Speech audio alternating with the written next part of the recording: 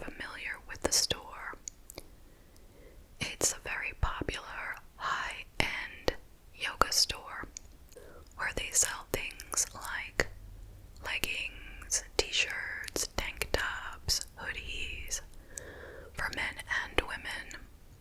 They have in the past dealt with some controversy over the fact that they don't include any plus sizes at their store, so you may have heard about that in the past.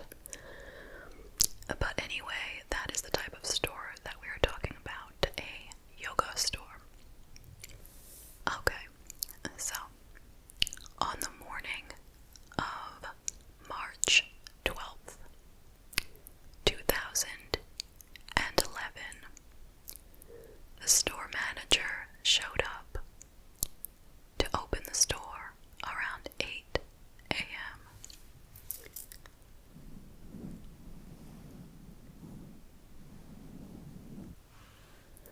When she arrived, she noticed that the door was not locked, and obviously that was not a typical thing. So she walked in and found that the place had been completely ransacked. Clothing was strewn everywhere. Racks were pulled down. Mannequins were toppled over. And as she explored further, she noticed that there was blood all over the place. So obviously she ran right back out of the store in a panic, and she called 911.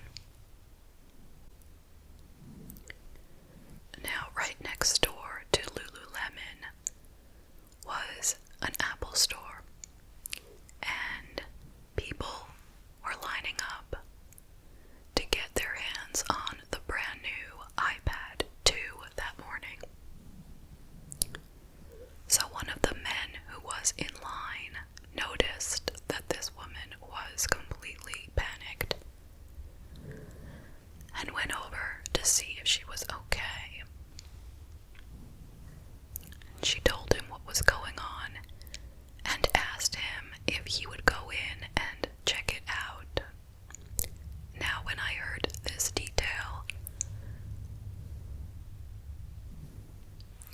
my first thought was, that sounds really fishy.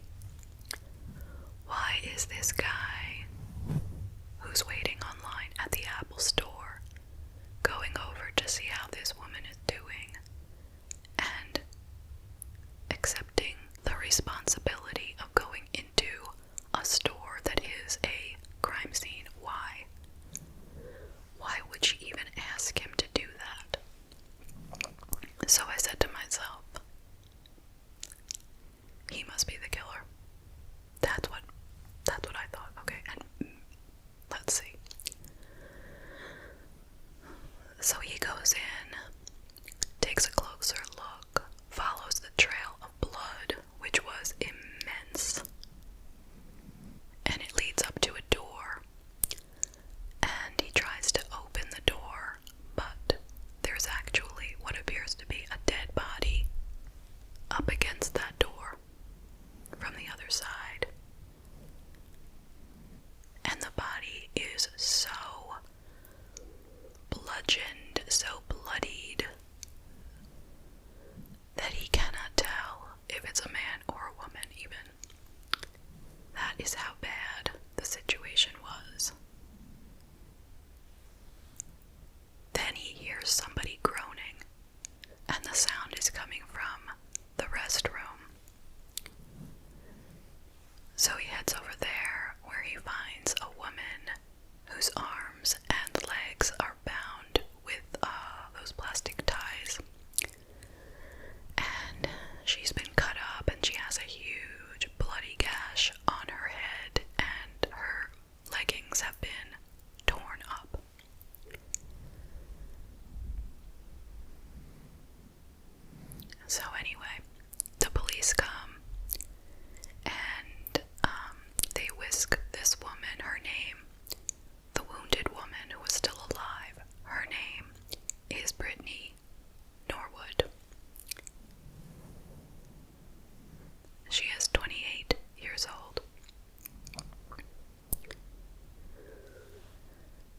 The other woman, who is actually deceased at the scene of the crime,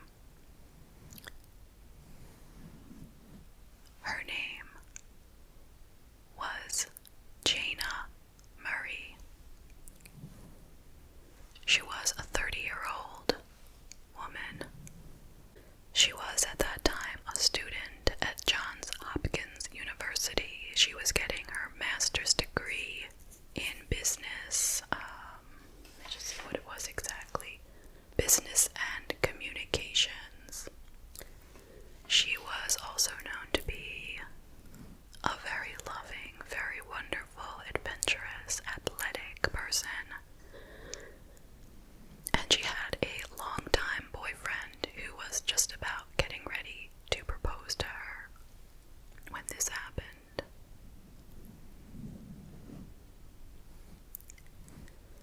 So, the other victim goes to the hospital for treatment. It's found that although she has many cuts on her body, they are all fairly superficial. She does need stitches in the gash in her forehead. And other than being very shaken up, she's basically okay. So they can rely on her to give the full account of what happened. Meanwhile, the other woman, Jana, she had been the victim of 330 separate wounds. Now that is an insane amount of wounds. That's not something that someone does because they want to rob the place. That is personal. And it was estimated that those wounds took a total of 16 minutes to produce. And she was alive for every single one. They knew that because of the bruising. There were bruises around every single cut. And then the final blow was to the back of her neck, which severed her spine and killed her ultimately.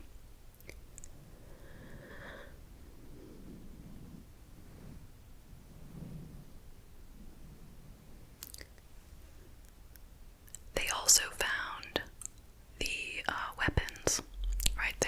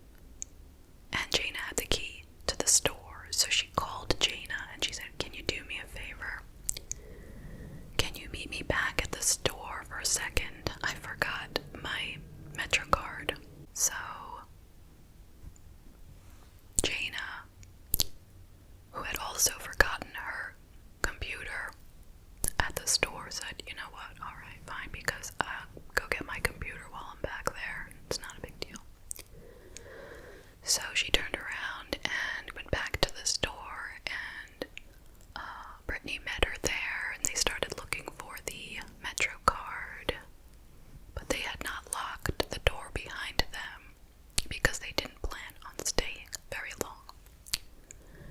Next thing they knew, two white men, dressed in total black, one tall, one short, came in, separated them, and just started beating them and attacking them relentlessly in two separate sides of the store.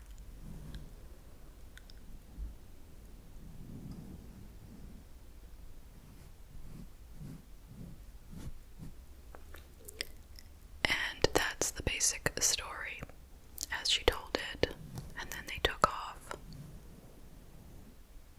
with the cash, I believe, from the store. So, the police noted that there were two types of footprints in the blood. There was a large footprint, a size 14 men's, and a smaller footprint in the blood, which matched the story of a tall man and a short man. So, they decided to take a look at the surveillance, and there wasn't any surveillance footage from Lululemon. They didn't have a camera. But next door at the Apple store, they had. So, with that camera, they saw two men, one tall, one short, dressed in black, walking by the store, and they said that those are the men.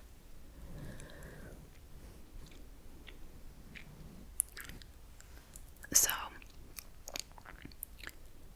the police decided to stake out the location in case these men returned, because oftentimes criminals do that.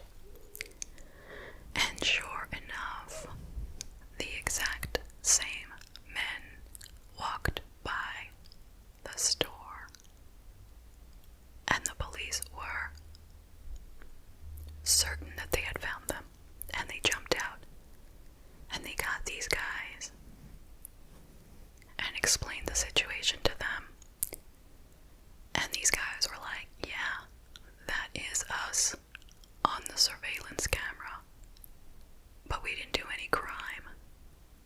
We work at the restaurant next door. We're busboys and we wear these black uniforms. And we walk home together in this direction every night. So it wasn't them at all. There was no footage of anyone else to fit the description that Brittany had given. And these men, they had alibis because they had been working. The restaurant confirmed it.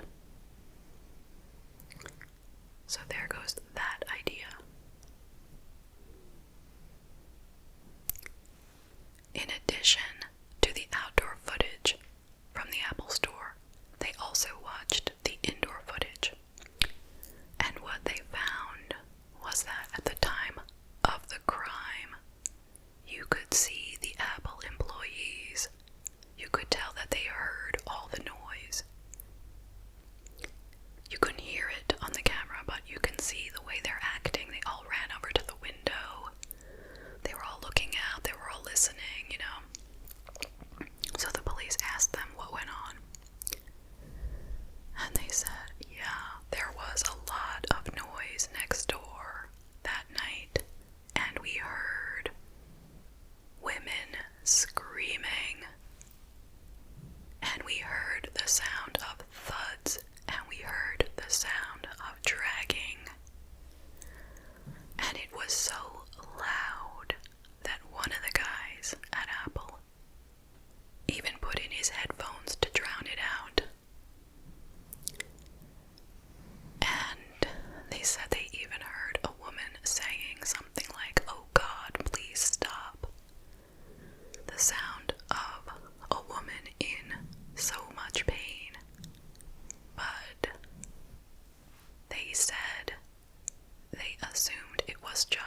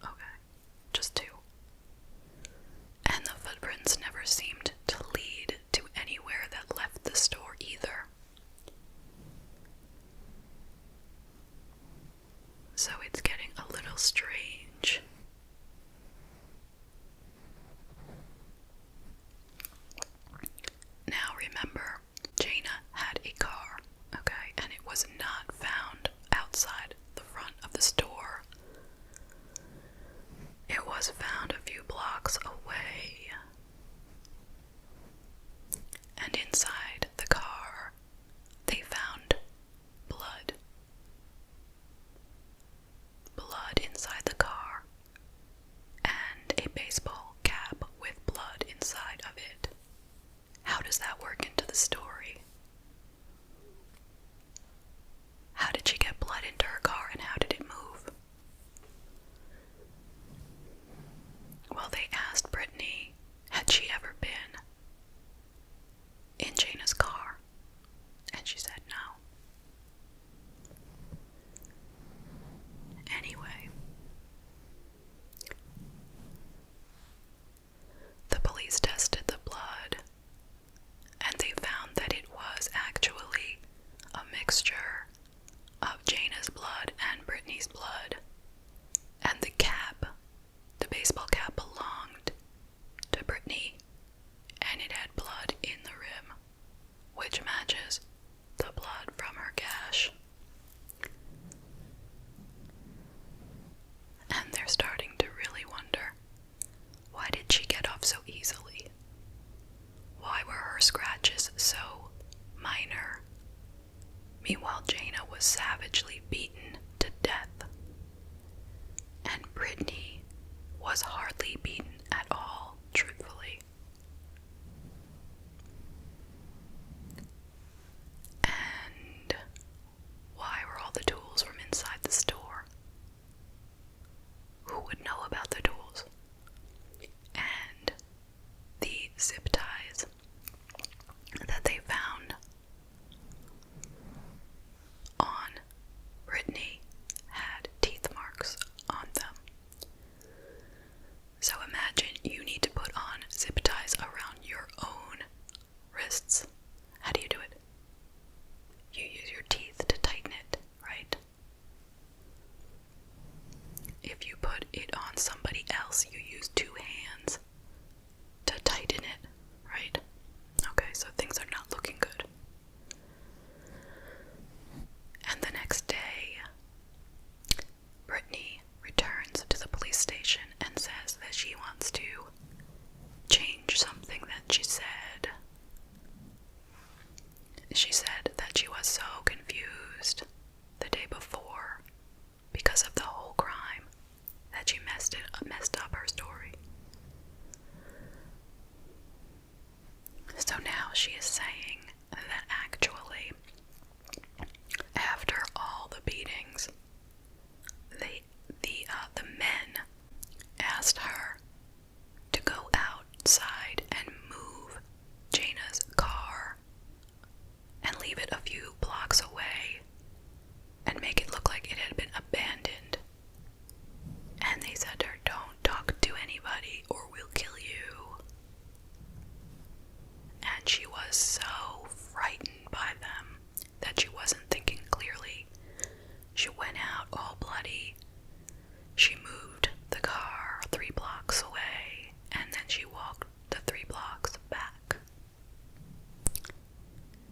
And the police were like, this story is too ridiculous. We are not even going to pretend that we might believe this. They're like, you walked out all bloody like this and nobody looked at you. After you walked 3 blocks, nobody saw you. And you didn't consider trying to get help.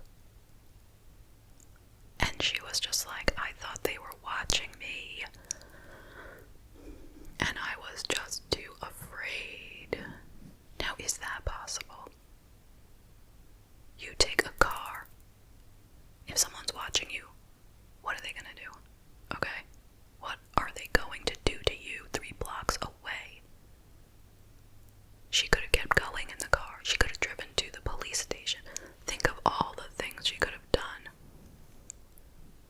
She didn't do a thing, according to her. I mean, this is her story. And then she returned to the store, as she was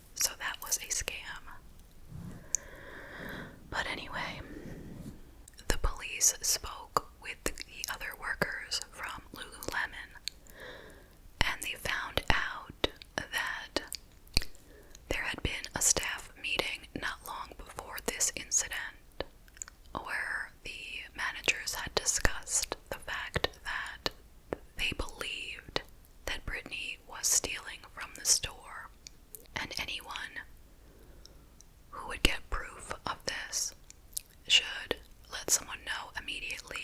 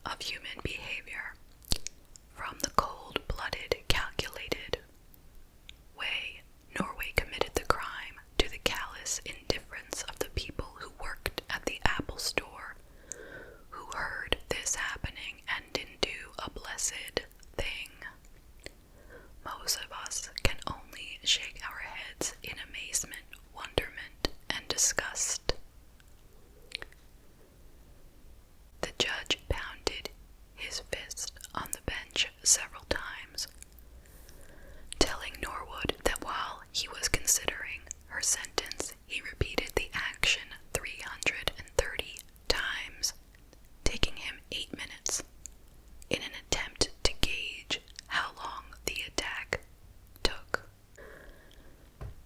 Norwood mutilated Murray's body, and once the attack began, she reveled in the gore. After every blow, you had a chance to think about what you were doing.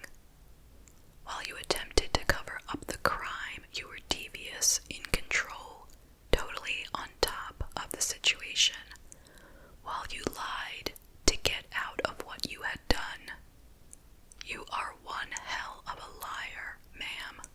A person who could commit such a crime stands very little chance of being rehabilitated.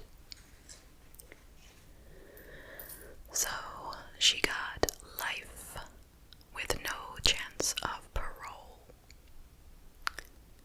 So what do we think of this case? Was it premeditated? Was it not?